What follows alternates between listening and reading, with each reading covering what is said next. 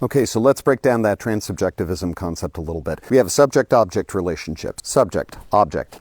And in this context, we are talking about regarding the object as a subject unto themselves. What that means in practical terms is inferring from my experience of being a subject in a subject-object relationship that the object of this particular relationship has an analogous experience. In this context, what that means is I am taking my experience of the disparity of information availability in subject-object observation from the perspective of the subject. I am observing not just the subject-object, but I am observing myself, and I am observing my observations. Metacognition is a factor. Metacognition is an integral part of my experience of this subject-object relationship. I see a thing, but I am also observing myself as I am seeing it. That is an integral component of being a metacognitive entity in a subject-object relationship. Now, transsubjectivism is where we take that and we apply it to what we are observing as well.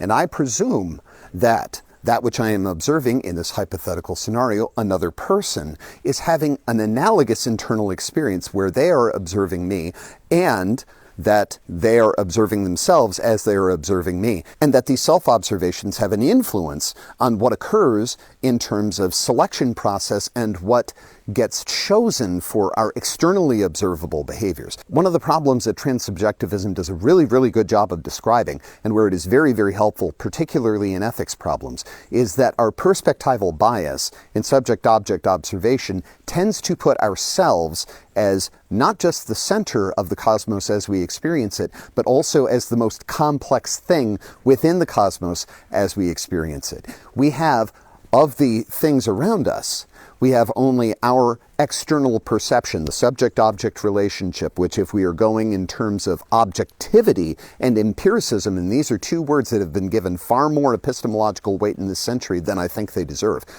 we are observing things that are simpler to our perceptions than our perceptions of them themselves.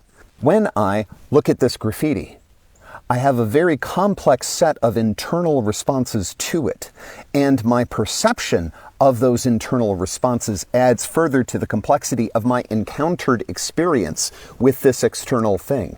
That encountered experience is more complex than that initial spark of observation which kicked the entire process off.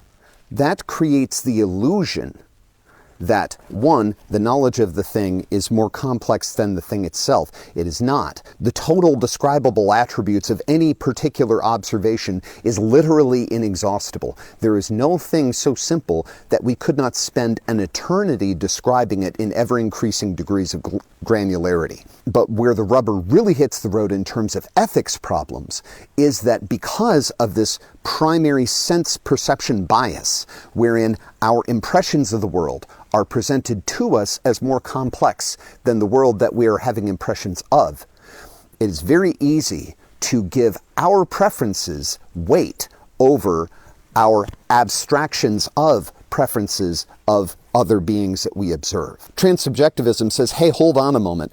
That person that you are observing is also observing you. That person that you are observing has an inner experience likely as complex as yours. And whether it is or is not as complex, it is certainly more complex than your perception of them. You are always operating with incomplete information by scales of magnitude, several decimal points, fractionality of the actual information of the person that you are having a sense impression of and making decisions about how you will treat that person.